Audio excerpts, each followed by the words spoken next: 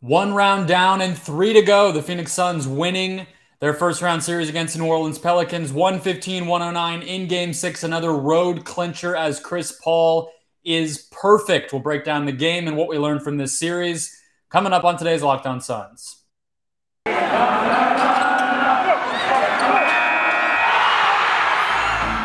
You are Locked On Suns, your daily Phoenix Suns podcast. Part of the Locked On Podcast Network, your team every day.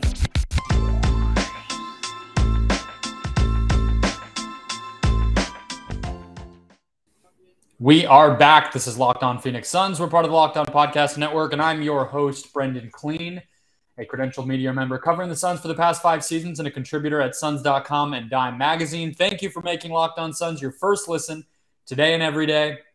Granted, I don't think it was too hard to click play today because the Suns won.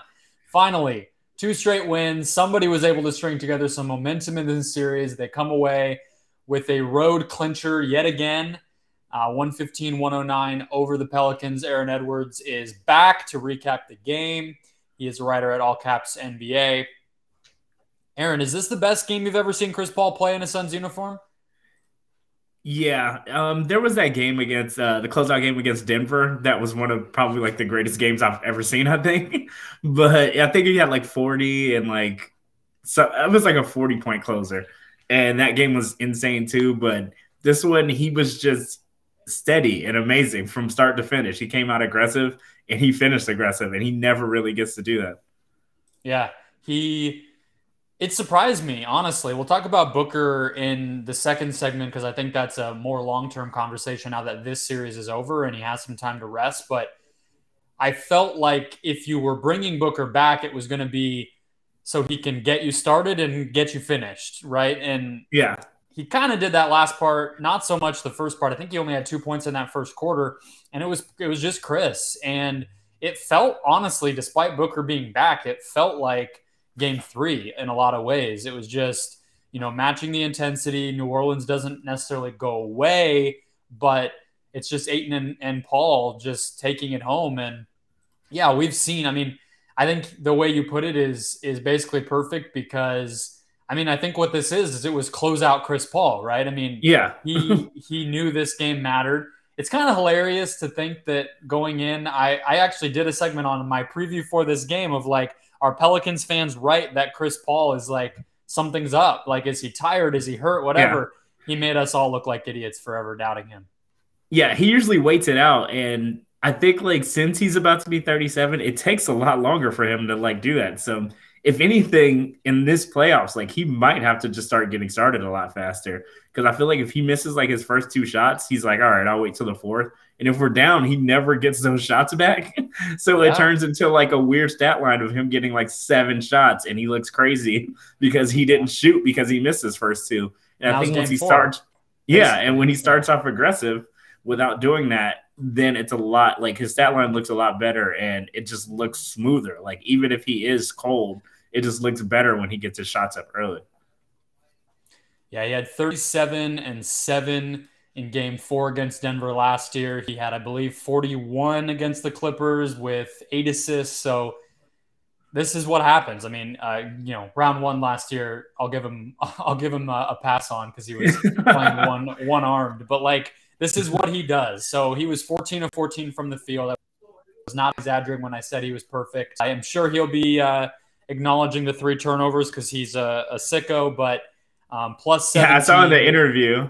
Did he say it? With him and Book right now. Yeah, Book said he owes him $100. They did their interview together. And Book was like, you owe me $100. I just saw the 3 turnovers. So they look at those parts. Oh, yeah, they do. Chris is the guy who, even during the regular season, it's a Suns win by 20. Chris has 15 and 12, and he's 2 turnovers though.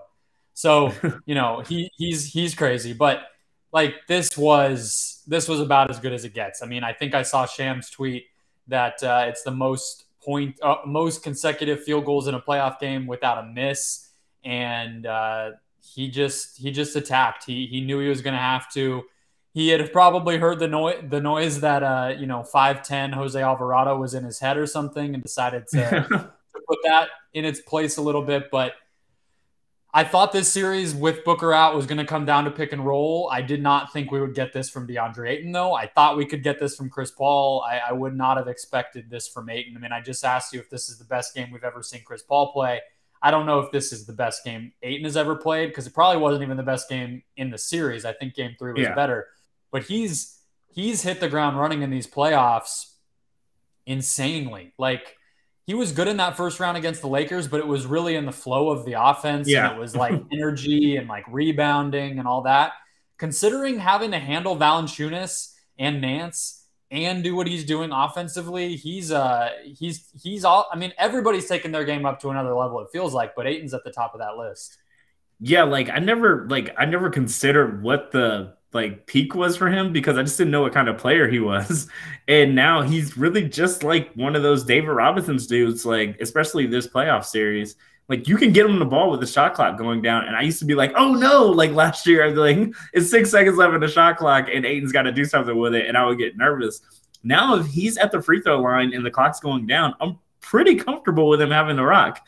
And that is just a new gear for him in this playoff series. And he talked about it. Like, at the end of the season, he was just trying to, like, the last series, it wasn't enough bigs, and you could tell it wore him down because they needed him to play those minutes. And you can tell he's way comfortable with having backup centers now, and he can just play himself now. Like, he can play comfortably. He doesn't have to worry about foul trouble. He can play his game offensively, and you can see it on the floor. Like, he's just way more comfortable now. Yeah, absolutely. He has that floater that he can get off really quick. It's almost, I think the lesson he's learned about his mid-range jumper is like, just throw it up there. Like, when he doesn't think, it seems like it's better for him. Yeah. And he's just a scorer in a way that he wasn't last season. I mean, I think that's plain and simple. Like, he's not just getting his buckets on, lob finishes and putbacks and that type of thing, which he did plenty of last year, but just having him as an outlet that you can give the ball to in those moments, like you're saying, where it's just like, hey, we don't have anything right now. Figure it out. You're 7 feet tall and you're, closest to the basket. Like, that sounds simple, but that's a lot of what's going on. And then handling Valanciunas. I mean, to do it in this game where Valanciunas was a team worst -16. He only has 8 rebounds. He doesn't get to the free throw line at all. He was quiet in this one, and he needed to be. Now, Nance picked it up a bit. It was one of Nance's better games, but without Ayton playing both ends, like, they don't win this game, and they probably have a lot harder time winning this series. Yeah, I just think in general, if there's a free-flowing game, other than the Warriors, I just think a free-flowing basketball game without any stops and the refs are really kind of staying out of it, the Suns have an advantage, like, on both sides. If you call it the same way both ways, like, if you don't want to call the fouls and just let a free-flowing basketball game played, the Suns and the Warriors are probably the best team left. Like, they love free-flowing basketball. They don't want the ball to get stopped either, even if it's for them getting fouled.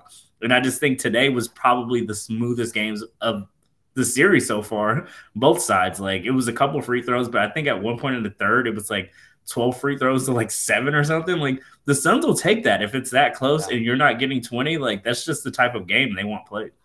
Yeah, you can tell as the game actually ended and the amount of time the game's supposed to end. These games have been like 3 hours, and this one was like 2 hours and 20 minutes.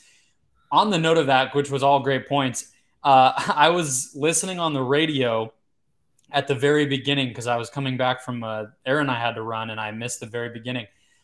Tim Kempton on that radio broadcast had it out for, I don't even remember the ref's name. Whoever, it wasn't the main guy, because I think Tony Brothers was like the crew chief or whatever. Yeah. It was Tyler Ford, and he was going at this guy by name. I'm like, I don't even know who Tyler Ford is before today.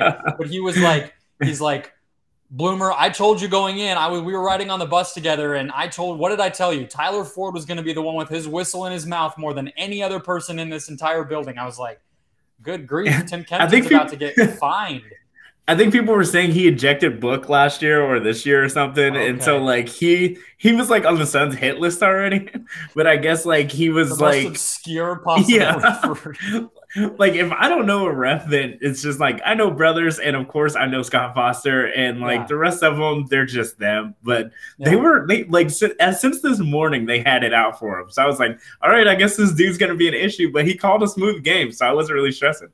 That's funny. Okay, I didn't see all that going in. I guess Tim Kempton's on Suns Twitter too, but I like having the list. I like having the momentum. We'll talk about the Jae Crowder shirts. I don't want people to feel like we missed that. It's just we have to celebrate the good. I mean, Chris Paul earned the attention in the first segment of the show. We need to give the guy his flowers, but we will not miss the Jae Crowder shirts. If you have a plug, Aaron and I will give you our email or our addresses or whatever it's going to take to get some of those. But let's transition into Booker, because he did come back. He did the from out to questionable to playing thing that is apparently just sort of what the NBA does now. And he was out there. I don't know if it was great or bad or anything else, but we'll talk about it. So let's get into that. Just like first, guys, today's show brought to you by Built Bar, the best tasting protein bar in the world, my favorite protein bar, the best snack in the world, frankly. And Built just actually announced a new granola bar, which feels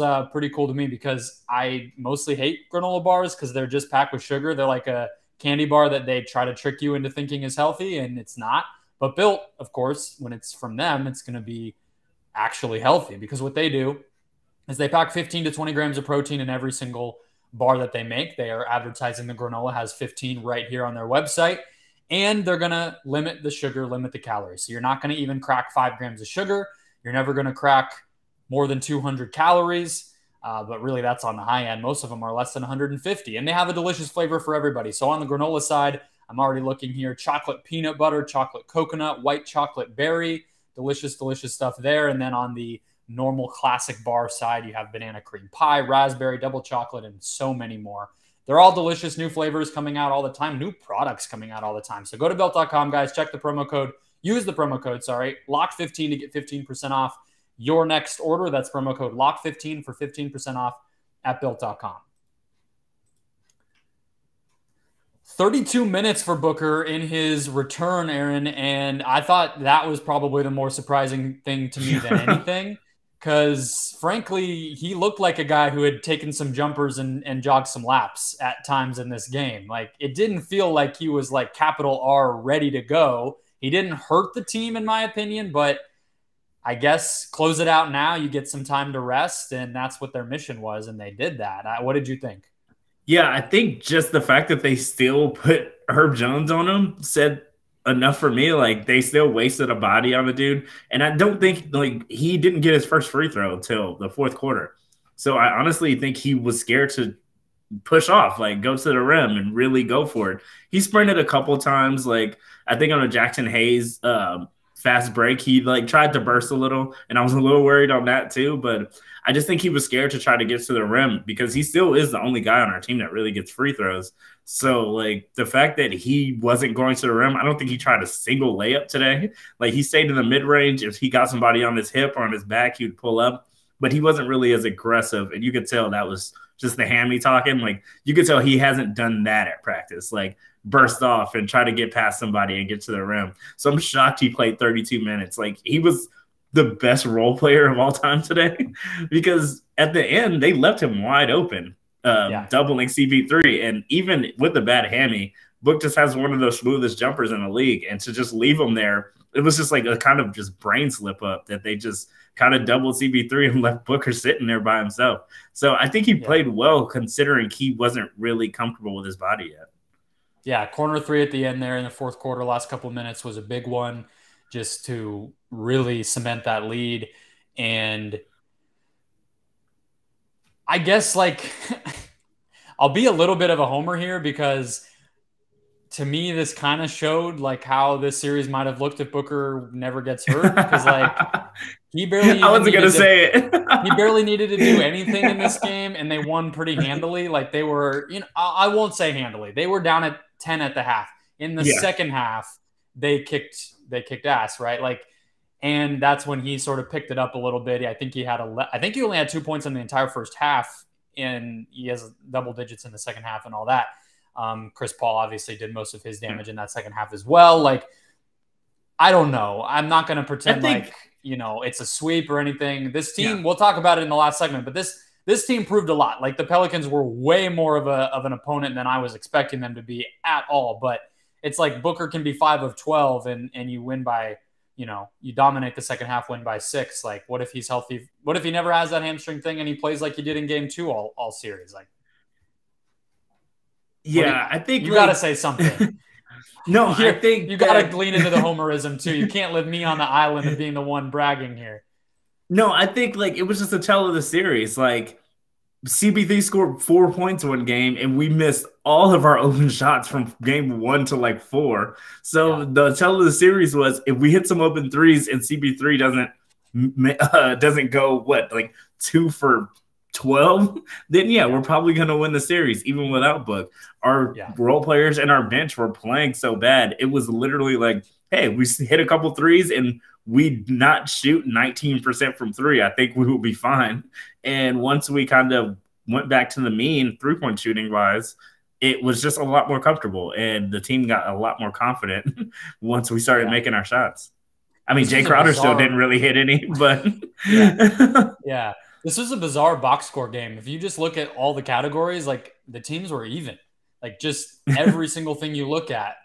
Shooting percentage was a little bit in the Suns' favor, but threes, free throws, fouls, assists, rebounds, almost every single thing was even. And obviously it's a close game, so that makes sense. But it didn't – every other game it felt like either the Pelicans were, controlling rebounding or controlling free throws, or in some games – the Suns were way down there in turnovers and the Pelicans were coughing the ball up. This game was just exactly what I kept saying you and I did the game recap after game 3 when everybody's, brain was panicking. And like after that one, it was like, if the team just plays like the freaking Suns we've been seeing, they'll win. And tonight it was just like, the better team just wins. And it went 6. It was competitive, but I think that's kind of how I come away thinking. But with Booker, do you feel okay about him? Like if game 1's Monday, whatever the opponent is, it doesn't really matter as it relates to Booker. Do you feel like he'll be still hampered based on what we saw tonight? Do you feel like the extra 4 days of rest between now and then, he'll look more like himself? I kind of lean toward it's still going to be a bit before it's like the guy who scored 31 in that first half. I think he just didn't test his body enough. I think today, like he tested it enough to know what he can do. Like not bursting wise, but he knows he can hold up chasing somebody down on defense. That last possession when Brandon Ingram literally searched him out for the ISO and tried to get a bucket on him and he stayed in front of him. Like I think that just does well for confidence on a hamstring. Like knowing you can stay in front of like their main bucket getter and get a stop in like one of the biggest possessions of the game. I think now that he knows he can do stuff like that, he's going to start ramping it up and knowing his body a little bit more. Yeah. And that's where the rest and everything else, it's like, this was a little bit of a trial run. Now it's like, he can just spend the next 4 days just going all out, getting his, just the soreness, the cardio, the burst stuff that you're talking about. I think that will be better. I guess maybe I have to see it to believe it. But let's close out the pod with some general thoughts on this game, but especially the series as a whole. How do we come out of it feeling about the Suns? A guy like Jae Crowder, who still is cold, and the team overall, they made some shots when they needed to. Is it enough? What does the opponent kind of look like? We aren't quite at the end of this Mavs Jazz game, so we won't have a full story there. We wanted to get you the pod right after the Suns game as much as we could. So we'll see. But let's do that in a second. First of all, guys, today's show brought to you by BetOnline. BetOnline.net is your number one source for sports betting stats and info all year long. Track the latest developments, including league analysis. They have podcasts. They have the latest news for you, including this year's basketball playoffs and the start of the baseball season. BetOnline, your continued source for sports wagering info, from live betting to esports and beyond. I have series odds for you here. I believe they should have something posted. I'll go ahead and let you know on the NBA side. I know I do this, and then I always say, like, I personally get scared of betting on the Suns, but I'm sure some of you like it. No, they don't actually have it. They have Bucks Celtics, though. Bucks are plus 185. I think that series will actually be close. I think a lot of it's going to hinge on Chris Middleton, but track the NBA stuff at BetOnline all playoffs long. They've had Kyrie next team odds. They've had series odds, game odds, everything you need. So head to that website. That's betonline.net, or use your mobile device to learn more about the latest trends in action. BetOnline, where the game starts. Okay, we waited too long, Aaron. We got to talk about these Jae Crowder shirts. So I tried to track it. Like I said, I was in the car as the game was about to start and as it was starting. But from what I gather, 2 fans come into the arena with these things. Willie Green goes – they asked to shake his hand or something? Or not Willie Green. Oh, it was Jarrett Jack. Jarrett Jack. And he says no. Somehow he gets the shirts from them. And then Booker takes them to the back. I'm sure the whole team laughs at them. Then they wear them post-game. The part I'm missing is, why did these people declothe in front of Jarrett Jack? What am I missing right there? That's the part that I'm losing. So a friend of mine, Patrick Brain, we all played basketball together every Sunday. He's the photographer for the Suns. And he said he was right there, and I guess the fan wanted to shake his hand, and then he was like, I'm not going to shake your hand while you're wearing that shirt. And I guess the fan said, I make more money than you, and I have 8 of these. And that's what he said. Like, and it's that's expensive to make a T-shirt? Like, yeah. And that's how Booker found it. He was like, he said in his interview, he was like, I thought they only had 2, but I go over there and see it under the chair, and they had like 8 of them. So he took 2. And that's how he ended up with them, because the fan said that he had a bunch. And it just kind of snowballed from there, from what Patrick said. Shout out to Patrick Brigg. That's all insane. I didn't know New Orleans was like that, especially to one of their own. Like, Jarrett Jack played there. And they're like, well, all right, okay. Glad the series is over. Glad that was the last game there, because they've been nothing but can I just say, too, we're thinking about the series. I'll repeat myself on the note of the Jae Crowder shirts. They say F Jae Crowder, just for everybody who missed it. Their start out. One thing, the Suns social account posted these as like, it said like always looking for motivation or whatever. And I'm like, okay, I guess the account managers are a little tired of Pelicans fans too. I will also say, please send, if you happen, this dude's so rich, he's printing these things, I guess, by the millions. So if you found more, please send them to us. Or if you're making more, please send them to us. It's going to be – I'm calling it now. It's going to be the new Suns in 4. There going to be so many on Monday, whoever we play. It's going to be the new thing now.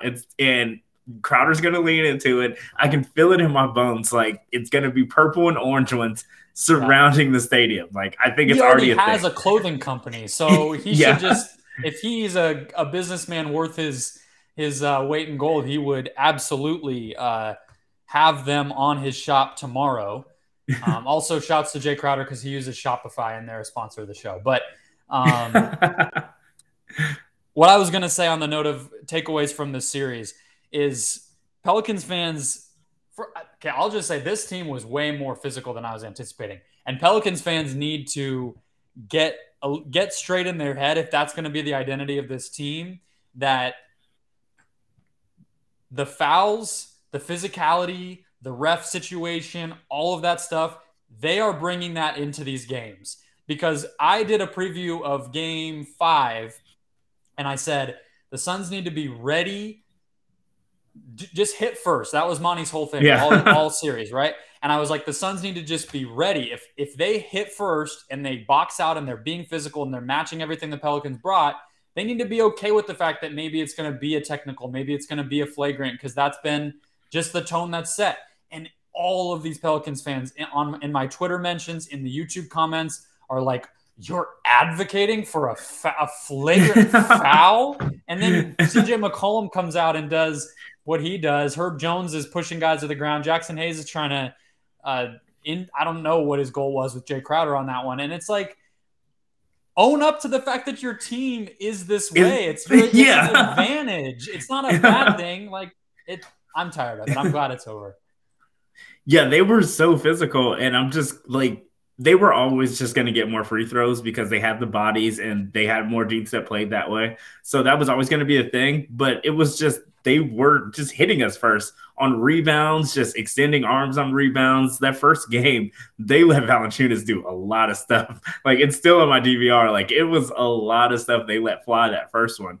And that was kind of just that was what I came out with during the series, is like the grand scheme of it was Willie Green had game 6 adjustments by game 2. Like, he knew this team already. So I think that was what made the series so hard, and is probably going to make it harder than a usual round 1 series. Is he knew this team, he knew the players, he knew everything. So he got to do early adjustments for our second option, for our third option by game 2. Yeah. And that's going to be hard for anybody. He just knew this team so well, and it was just going to come down to us just being better. Like, we were just going to have to execute and just be the better team at the end of the day, because he knew all of our options already, and you just had to go out there and get a bucket at some point.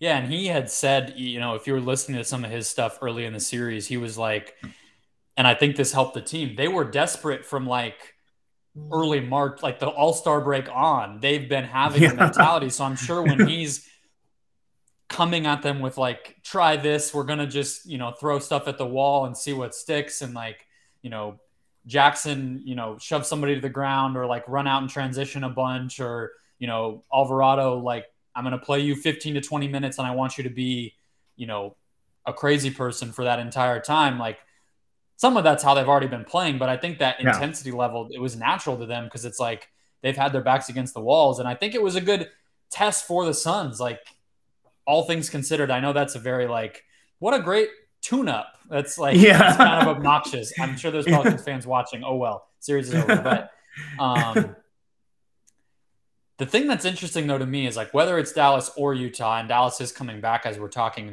they might win this game and it might be over now. But Dallas is small, so they're not really the same type of team. And Utah's soft. I'm totally okay saying that. So it's not going to be like this. It's going to be a different sort of team. It's not to say that they didn't learn lessons that might come in handy, because I think in the third round, if they get there, Memphis, Minnesota, and Golden State are all pretty physical teams that are going to demand that level of intensity out of them. But is there anything that happened in terms of like the cold shooting or Booker's injury or the rotation? Like, is there anything that worries you going forward or that you feel better about? I think it was like survive without Booker, and I personally don't feel a ton different, but what about you? No, it was like I kind of even before Book went down, I just didn't realize like how long Pelicans were. And like that's just been a trouble for us ever since. I think we played, and this is like thinking way later, but we played Boston like in November, and they were just long. It was even before they went on their run. And they like, if you got the limbs and you can throw them at the Suns, it's just going to be tough for us in general. So once I realized how tall they were, and if Brandon Ingram was going to be engaged on defense, which he was, then it was just going to be tough. But both these teams, they're small. They are small, and Booker's going to be comfortable. He's not going to have an all defensive player in front of him in either one of these series. And Ayton's not going to have just the biggest, strongest body banging against them for 6 games this time. Like, that was just a lot for him. And I think our bigs are going to get a lot more space and be able to run a lot better without having to run into Valanciunas, who is just really good. He's a big body, and he's really strong. I think what it was for me with the Pelicans is I didn't realize that their rookies had so much trust from Willie, and that they were going to play. Like, to your point, like with the size and whatnot, it's like, if you would have told me, and part of this, like I'm able to admit, like I'm not sitting here watching Pelicans games all the time. So like I didn't realize that a guy like Trey Murphy was getting as much run as he was. I knew Herb Jones had broken out, but like to do it in a playoff situation against the Suns backcourt, like I didn't think he was necessarily capable of that. So like some of it was a little bit of a surprise. Those guys stepped up, and it's a tip of the hat to them for doing that. And that allowed them to match up with the Suns better. If if you're not getting playable minutes from Alvarado or Murphy, and you're having to play like Tony Snell and Devontae Graham, I think that's, way, way easier for the Suns to take advantage of. And it just ended up that Willie got more out of those guys than anyone expected all through the, second half of the season into now. And they made it a series for sure. But if it's Dallas, I feel like it's going to be Dallas. They just opened the third quarter on a 20-9 run. Whether they win tonight or not, it feels like I think Dallas is a better team. I don't know. We'll see. I don't think there's a lot of new things to say about Utah as part of why I'm asking the question this way. Initial thoughts on the Mavericks, though, because I'm only going to have one day to preview the series if Game 1's on Monday. So I'll dive in then. But what's your kind of initial impressions? They're playing super small. Luka seems really healthy and good to go now. They shoot a bunch of threes. Is it a matchup you worry about? No, just with the Ayton that we have now, I think that any team that we're just amazing on pick and roll, and any team that has a bad matchup with Ayton now, especially Valanciunas is a good defender. I think anybody else they throw at him, he's just gonna just see open space. Like, I just think the way Ayton's playing, Book's gonna be back in form at some point by game 2 or 3. And Chris Paul, like, I think he's just gonna come out way more aggressive now.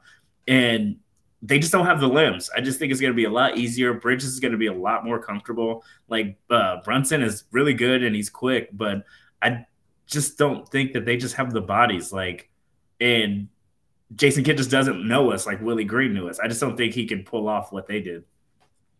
Yeah. Yeah, it's going to be interesting. I mean, I think one thing Mavericks-wise that the Suns did get a little bit of reps on, not that it's too different than how they played all season, but just the amount of switching they were doing defensively in this series, I think it's going to be. I mean, both teams, it's just going to be switch everything in that second round, because Dallas, that's basically how they're playing anyway. Already, they're playing so small, and the Suns are comfortable doing that. So I think it's easy to think like, okay, who guards Luka, and that's interesting, but it's going to be everybody who guards Luka. So it's going to be an interesting series. It's going to be a way different series, way harder series. I think. I also think just having such a gritty series the first game, like, this isn't a gritty series that they're playing right now. Like, it's not a down in the dirt, rough, and just like, it was physical and grimy. And at some point, soft. You can say, but it was like at some point, like, you could tell that they legit didn't like each other. They got in each other's stuff, and it was really playoff-ish, like old school playoff-ish at some point. And this series isn't that. And I just think getting taken to the fire, especially with that, as bad as our bench played and like our role players were playing, I just think that really helps to start off with and to like really catapult you later in the playoffs. Yeah, absolutely. Great just to see it being closed out on the road. Great to see Chris Paul do what he did and remind us he's capable of it. New levels, obviously, for Bridges and Ayton than they were at last year in the playoffs. I mean, they're not only handling more minutes, but they're just doing stuff they weren't doing. So have to feel very, very good about the Suns. We will see what this opponent ends up being, whether it is Dallas or Utah. Game 1 is Monday. So I will talk to you guys on Monday, preview the series, preview Game 1, all that good stuff. Go support Aaron. Watch All Caps NBA every single week on the Tickline YouTube channel. And enjoy the weekend, guys. Enjoy the chugging that you are all, I'm sure, doing. Feel free to take Friday off. Tell your boss that the host of your favorite podcast said you were allowed to. I will talk to you guys tomorrow. Now go make Locked On NBA your second listen to catch up on everything going on around the league here on Thursday night.